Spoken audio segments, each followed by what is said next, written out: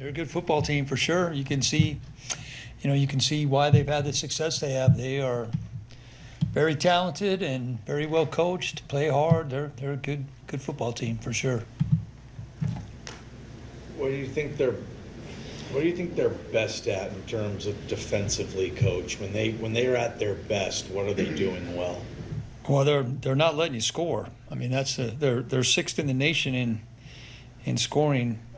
So that's, I mean, top 10, sixth in scoring,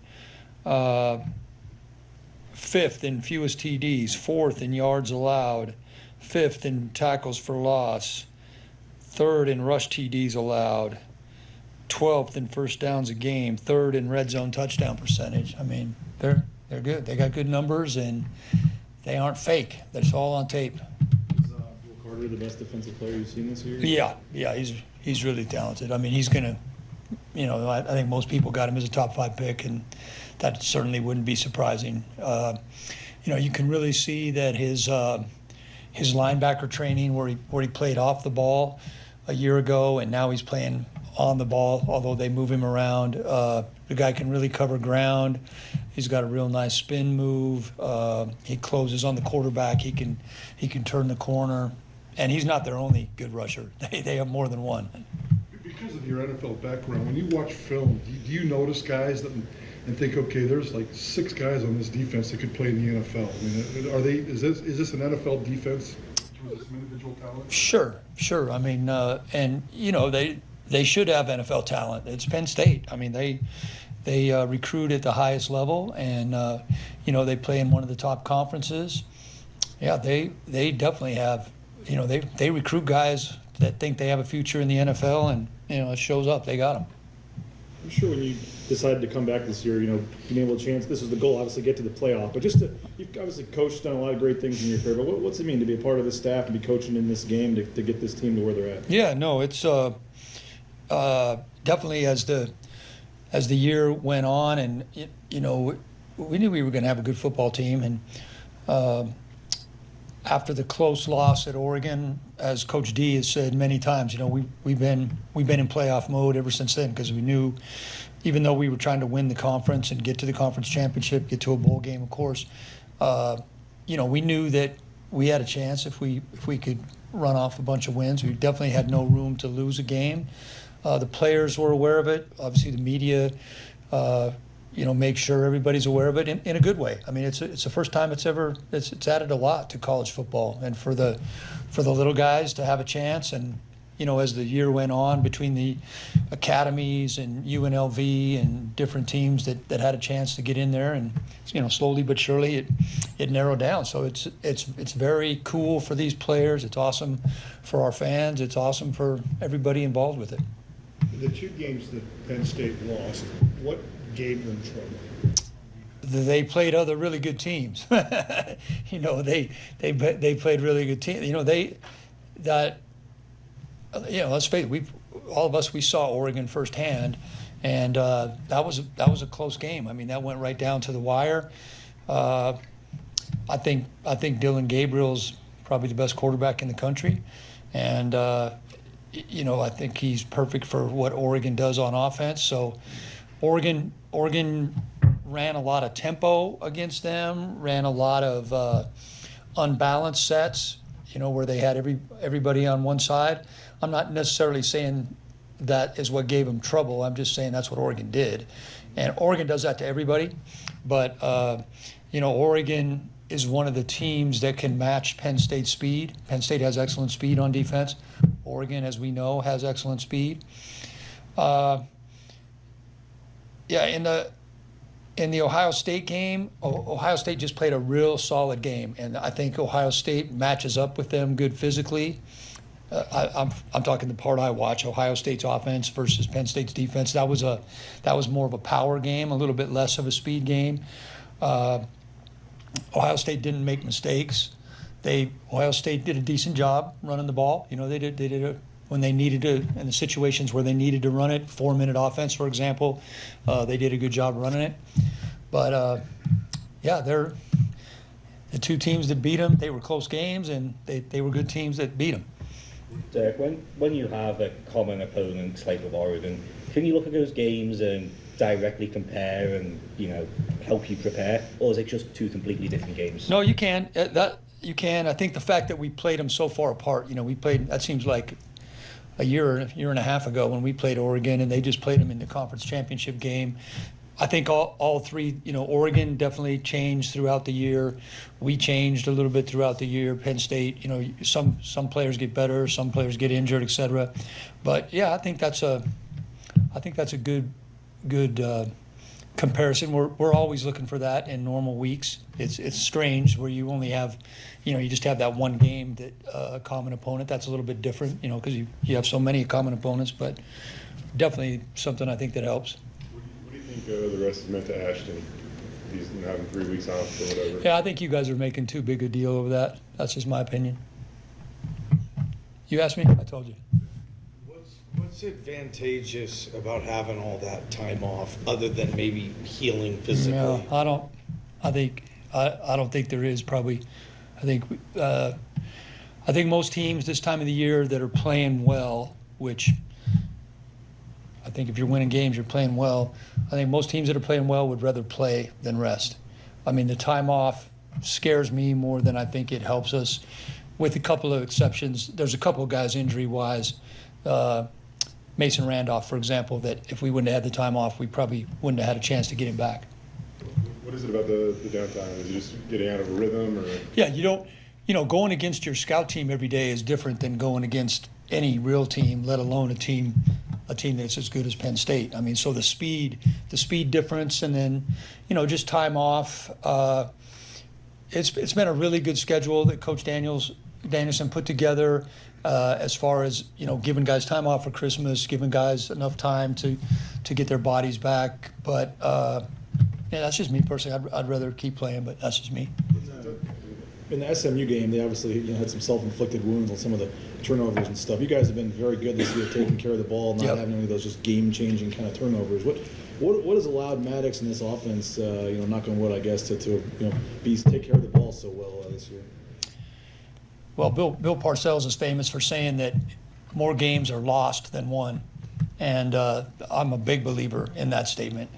And SMU did a lot to lose the game, and even though Penn State, you could make a very good argument that Penn State forced them into some of those errors, but we have done a good job in that area, and Mad Dog in particular has done a really good job in that area. That's one of the reasons he's our starting quarterback, is he takes care of the football. He doesn't beat us. He doesn't get us beat. Any player, but a quarterback touches it every play. Quarterback doesn't always need to win the game, but he also can't lose the game for you. And unfortunately, SMU's quarterback did a lot to lose that game last week. And I know that guy's a fine player with a very bright future, but that was not pretty. It just wasn't. What is it about Maddox? It doesn't matter who he's playing. He's been very, very, very consistent this year. And I know you love the fact that he's this winner, but what is it in his DNA that just makes him so consistent? And going into a game like this where you don't expect him to be consistent, but his track record says he has been. Yeah, that's just think back over time, over the best quarterbacks that you've seen. That's what they are. I mean, the best guys are that. They're consistent, and the best guys, the best quarterbacks make players around them better. They magnify other players' talents. The best quarterbacks make the plays in the critical moments that need to be made. I got to watch on Christmas Day. Got to watch two of the best in the world. I mean, you see Mahomes and Lamar Jackson with those two guys. Those are two guys that can win the game for you. But there's just not a lot of those guys out there. I mean, that's the exception more so than the rule. What stands out to you about Max Cuthbert? Max, very sharp. Just solid, good pocket passer. Will stand in there and take a hit and deliver the ball. For a backup quarterback, especially a guy that's been a 3 most of the year, but whether you're college or the NFL, unless you're playing your third guy on scout team, which we don't, we play our fourth guy on scout team, that third guy gets like no reps other than down there in the end zone when we're doing drills during special teams. So for a second or third quarterback to be able to function in a game without the benefit of reps, that's what you're looking for, because not all quarterbacks can do that either. I mean, there's a lot of guys that they can function pretty well in a game, but they need the practice reps. So I'm real confident that if Max, his number's called, that he will go in there and do fine. Would you consider maybe giving Max more QB2 reps than you typically would, just because he's been the 3 all year? Yeah, definitely. We've definitely been doing that. For sure. We've been making it a point to get him as many reps as possible. So as far as going back to the original thing about the time off, there's a guy that definitely would benefit from extra practices, or has benefited. Has he kind of embraced it? I mean, I'm assuming in a way it's exciting for him too, right?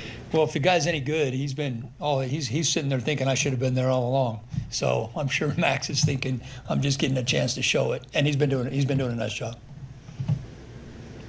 You talk about doing this for 42 years. Before that, you were a player. I'm sure you've thought about this 0% of the time, but is there any chance today is your last ever press conference? I did think about that, actually, just a few minutes ago. I said, I might be going to my last ever press conference, and man, how will I ever be able to survive? Will life go on? That is a question for us all to ponder today. What goes through your mind, though? I mean, you got a game to win, and eventually you'll have plenty of time to think about that stuff. What did go through your mind then? Yeah, just that. No, this might be it. I hope it's not. I hope we keep going for a while, and I know our players believe in what we're doing, and I know they're going to go down there and give it their best shot. But other than that, I'm not giving it too much thought. I've done enough press conferences. I'm perfectly satisfied with my press conference career. Do you ever remember your first one? I know. No, I senior don't. in high school or anything? I don't. You even said I was a player one time. I don't even remember that. How did, I mean, you're obviously trying to win, nothing really changes, but in terms of, there's been some talk of, hey, in the past, the Fiesta Bowl was the last game. Now, if you win, you do get to keep going. I mean, how different is that? Maybe as the week goes on, that'll start to feel different. Yeah, that's really a strange feeling, because typically at a bowl game, I was just looking at our, we got a master calendar of we got everything planned down to the minute, of course, and in a normal bowl game, you come back, if you're a coach and you come back on the plane, it's the coaches' families, and the 5 local players on your team, and the rest of the plane is empty, because people scatter. It's usually, it's Christmas break, school doesn't start up, but everybody's got to come back. Everybody's got to come back on the charter because hopefully we're still rolling. There's just different things like that. It's hard to plan your life past the 31st. I really do want to watch that Texas-Arizona State game on the 1st, though, if I can swing that somehow. I don't want you to take this question too seriously, but how many variations of the Statue of Liberty do you have down? Yeah, you're about the 500th person that's asked me that. And if you call Ashton right and Ashton left, if you just change the word to statue right, statue left, then we have, let's see, he averages, 32 carries a game? I guess we got 32 variations of it. When you kind of look back on the history, that is part of like the very cool player down there. What do you kind of make of some of those, whether it be statue or fake punts or whatever it might be in the Fiesta Bowl from the past? One thing that's crazy is I was living in Arizona at the time of that game, and I went to practice a day or two before that game. I went to practice. It was I think at one of the baseball fields in Scottsdale, and or maybe it was at Scottsdale Community College. It was somewhere in there. And I remember that day I was at practice, I said to myself, man, they got a lot of trick plays in the game plan. And then I went to the game, and they hit like every one of them. Every one of them hit. I mean, Harsh kept calling them, and they kept working. So I remember that part about it. But, yeah, that is definitely a part of Boise State history. But I think the main part of that is the good guys came out on top. Why is that for you? You haven't called a ton of trick plays this year. I mean, you're just more of a beat them with what you're good at, or what's kind of your philosophy on that? Yeah, it's just weird. I was at one time I was a trick play guy as much as anybody, but I think the NFL kind of humbles you on that a little bit, especially Ben Johnson's doing a good job with them right now in Detroit, but I think especially when you're maybe with a lesser team and you see how good those defenses are, and you're trying to you just don't have many plays to give up. And everybody talks about the trick plays that work, and they show those a lot on the highlight shows. They don't show those ones that don't work as often. What do you think? From the start of the season and now, where do you think the offense is most? Most improved, well, I would say one thing that jumps out to me is the depth in the O-line. And no teams have depth in the O-line. We were forced to develop depth. I think that bodes very well for the future.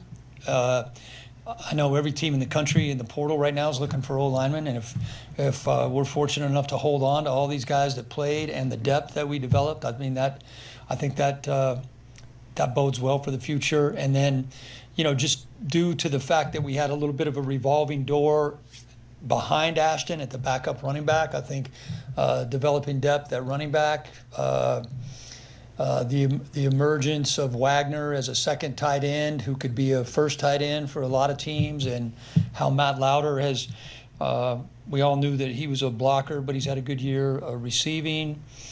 Maddox Madsen, no one except for me in this room thought Mad Dog was going to be a good college quarterback, and I think you're pretty set at that position for the next couple of years as well. You mentioned Penn State's pass rush. You go back to the Oregon game, Cage Casey played pretty well in that game. How much will a guy like him be tested in this contest? Yeah, he will, because Cage is a really good player, and Cage can play on that level. And we ask a lot out of Cage. We very rarely help Cage. We help the right side a lot, and a lot of teams in the NFL do that as well, where they help a certain guy, and they, if you're a left tackle in the NFL and you're a starting left tackle in the NFL, you're on the island a lot. And Cage plays that role for us. He plays it well. What's been the best part of his game? I remember going back to fall camp, and he said Ben Dooley taught him to bring around a notebook, but instead of overwhelming yourself by filling it up, it's really specific things to work on each and every day. Cage is very specific on the things that he works on, and Cage is extremely soft-spoken. He lets his actions do his talking for him, and I'd say that I still remember 2 years ago when I came back, the first couple games that Cage went in, and I remember specifically I was on the sideline that year, and Cage was getting ready to go in a game, and he had a look of terror on his face, and I asked him right in the huddle, "Are you scared right now to go in?" And I said it kiddingly, and Cage just has a quiet confidence about himself. I think he's really improved in the run game. His athleticism and his ability to block the edge as a pass protector has always been there, but he really takes pride in his run game now. And playing next to Ben Dooley, those two side by side, they've done a really nice job for us. Hey, Dirk, if this is your last press conference, Genty in the NFL, type of career you think he's going to have? What are you going to tell Arthur Blank when he calls you and says, "Should I take this kid?" Ashton's going to do just fine for himself wherever he ends up. He's going to do just fine. The running back is making a comeback. There's teams running the ball well right now, and Ashton's going to make some team very happy. Is there a player on offense that's revealed, from the beginning of the season what you thought he was going to be to what he is, today? Is there a guy that? Well, Mad Dog for sure. I spend the most time with him. I've spent the most time with him over the last couple of years, and there's plenty of good stories out there. But I spend the most time around him, and he would be my easy answer there. Let's go to Zoom real fast. Alex, just call out whoever. Yep, Colton Poole, if you'll got a question, go for it. Yeah, thanks for the time. Talk about Maddox. You talk about his consistency and ability to limit turnovers. What is it about his sort of off-field approach that has allowed him to be successful in those areas so young in his career? That's a good question. I don't know if I could just narrow it down. Maddox studies the tape. He is he's really good when it comes to how he can see something on tape, make note of it in his notebook or his iPad, and remember it in a game when it's time to remember it. and not everybody can do that. I'd say that's something. I mean, I don't want to say the guy's got a photographic memory because I think he just got a B in science, but the guy's sharp, you know, and being smart and being able to apply what you know in the exact moment that you need to know it. That's what great ones have, and he's not there yet as far as being a great one, but he's come a long ways. Joe Smeltzer, you're next. Appreciate the time today, Dirk. So you talked about Apple Carter and Penn State's pass rush from the interior of Penn State's defensive line. What have been your takeaways watching them on film? And overall, would you say this is the best D-line you guys have faced up to this point here? Yeah, I'd say this is the best D-line. They're right there with Oregon, and it's just been a long time since I've studied Oregon.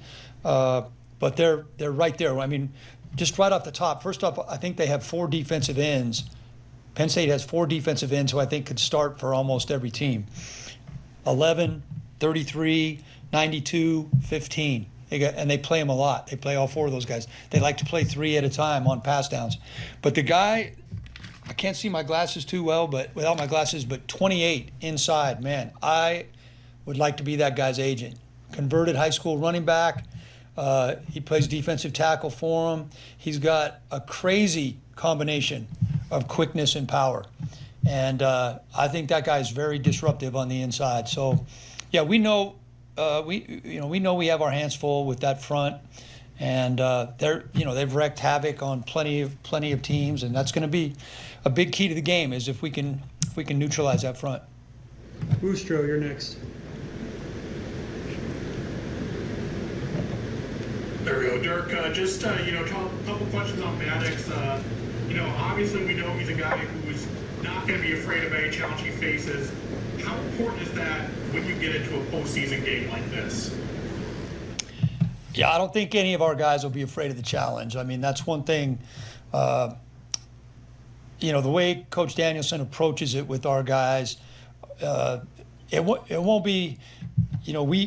We know we're playing a really good football team. We know we have to play our best, but it won't be because we're afraid of the moment. I mean, that's one thing. The players at Boise State, they'll be ready to answer the bell. Now, that doesn't mean it doesn't mean anything to the scoreboard, but you don't have to worry about us being afraid of the moment.